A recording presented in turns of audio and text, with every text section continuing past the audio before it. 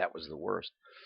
But I noted that there were about 7 flu epidemics that I've made it through. And I also survived scarlet fever.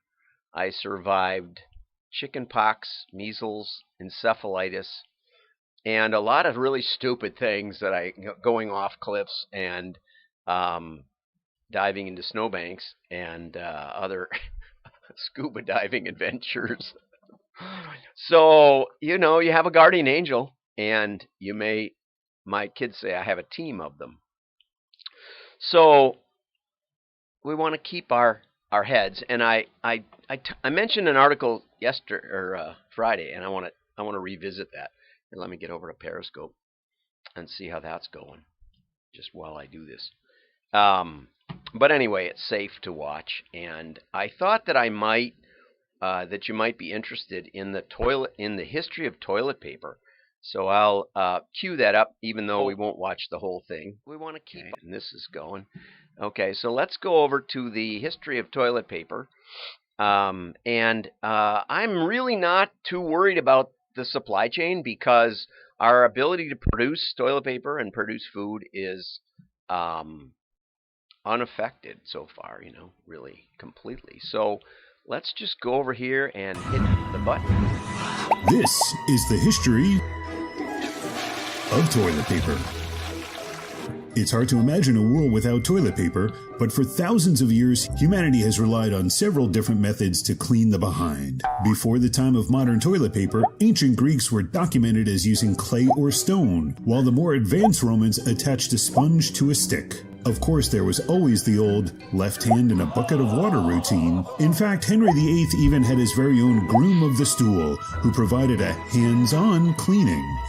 Even though that seems demeaning and gross, groom of the stool was actually a very highly respected position in the king's court. While the exact date of the invention of modern toilet paper can't really be pinpointed, the first recorded use of it being marketed to the public can be dated back to 1857 in New York City. Joseph C. Guyette sold an aloe-lubricated paper advertised as an anti-hemorrhoidal medical product. Before this, Americans were accustomed to using pages from the robust Sears Catalog.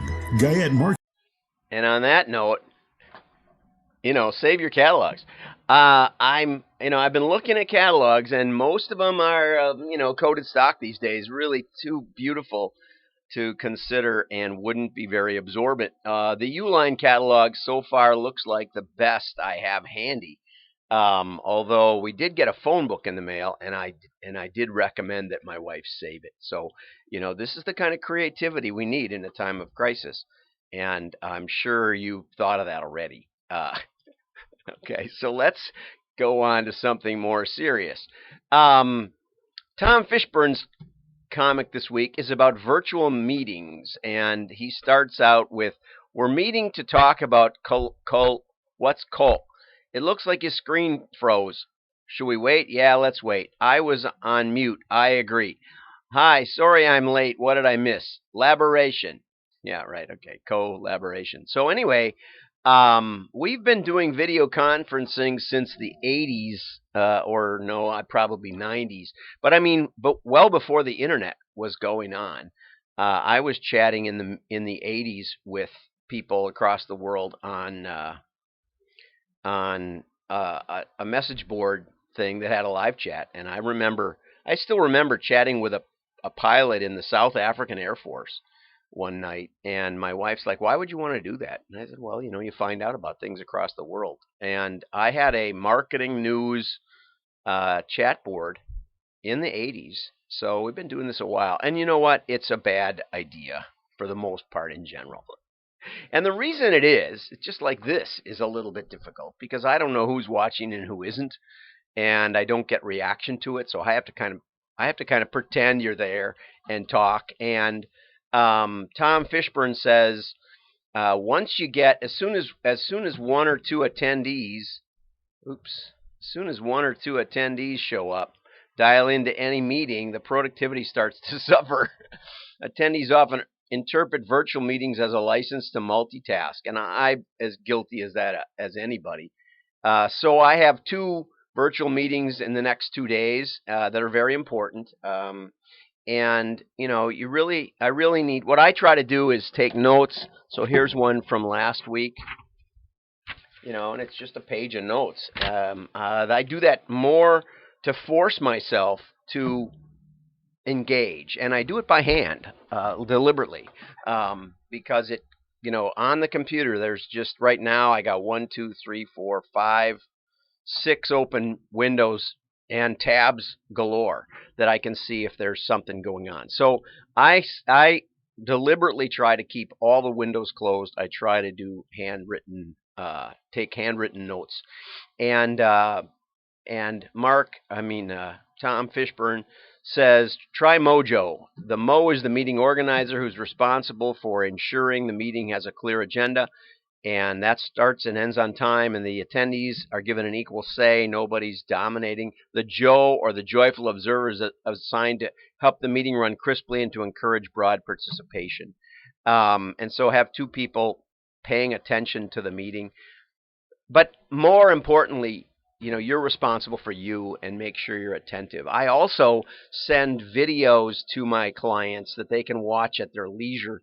But if that's happening, if I'm sending you one, I really want you to watch it.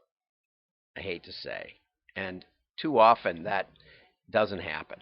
But it is more efficient if you're capable of it, of doing a 5-minute summarization video, than it is to try to set up a conference call for 15 minutes or 30 minutes, because it just, like Tom says, it just doesn't work half the time.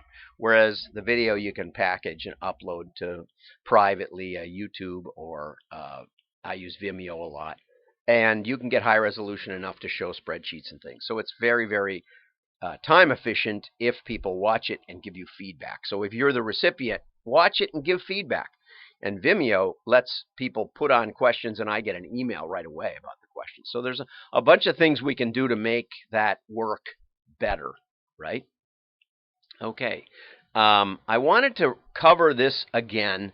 I talked about it. Sam Parr, who's the founder of the Hustle magazine, he was over at the cafe last week, and the owner started it in 1994 who was from Afghanistan. He said business is down 50% this week, and he expects it to get worse, but we've survived worse and come out stronger. And so Sam said he was inspired by that, and it's not like everybody's going to get sick, and 80% of the people that get sick, it is mild symptoms. So proactively, I'm taking walks. Yesterday, I sat in the sun in my zero gravity chair. It was cold, but wrap up and get outside. Outside is one of the best things you can do. Just gentle walk. Take your vitamin C if you got any. But Sam says it's the uncertainty of everything that's jarring. Yes, it is. But where there's turmoil, there's an advantage.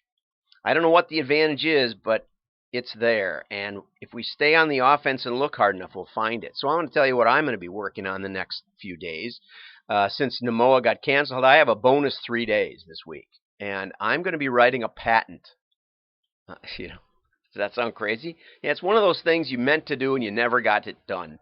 And I already hold one patent for e-commerce back from when Amazon got their one-click way back 20 years ago. It's expired now, but there's some remnants of it that can be applied today. But this is even more powerful. I'm doing a patent for technology that can give us a labeled data set in digital and give us a direct connection to our customers, more powerful than gated communities or walled gardens. It also applies to Instagram, banner ads, Google, Facebook, ad network, and even postcards you can put it on. So it's really powerful, and it's proprietary within company. So it isn't something that you just promote like a Google Wallet or Apple Pay, where if you're promoting it, you're also telling your customers, well, now you can use it with all these other competitors. It's not something like that. So it's very, very powerful, and we need to build it, because right now mail is the only thing that really generates good machine learning and marketing. you don't have to agree, but watch my video, watch my webinar from last week, max ROI in 90 days. So I've been through this before. I founded Miglosh Marketing the week that the stock market dropped the most, and this week it dropped the most since '87. So if you're a boomer, if you're a millennial, you don't know anything about it.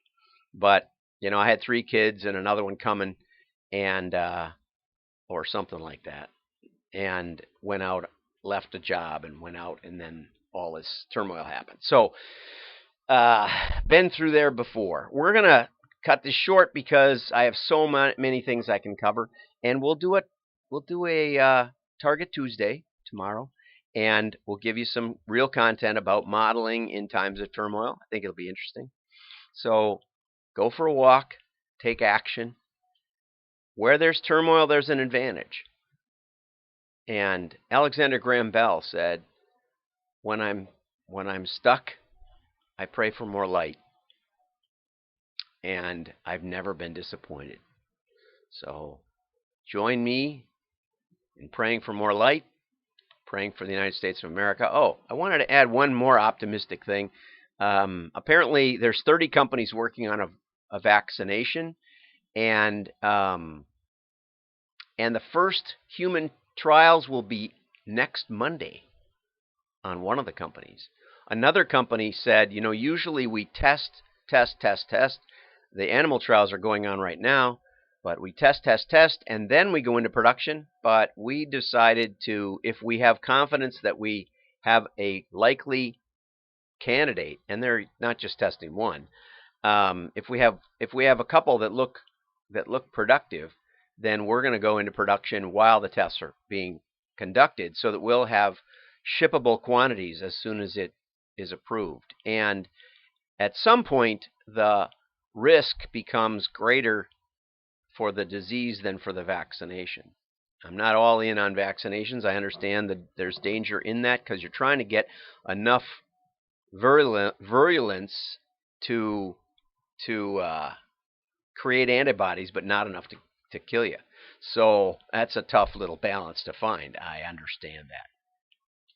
But good news is, it's really funny because a lot of my friends posted. Trump got up and said, I think we're gonna develop the vaccine in record time. And his doctor that he appointed to be, in charge, said, no, it takes 18 months. And he said again, several times, he said, I think we're going to be able to develop it faster if we really want to. And it turns out that there's a bunch of ways that they are developing it faster. It's amazing what human ingenuity can do. So don't. I always kid. Some days I feel like jumping out the window, and I'm on the first floor. There's just bushes outside, so it wouldn't. I'm literally right at ground level, so it won't do you any good. It won't do you any good. Get out, go for a walk. Fresh air is the best. Vitamin D, all the best. Have a great day. Thanks for watching. Like and share. Your friends will think you're smart. Bye-bye.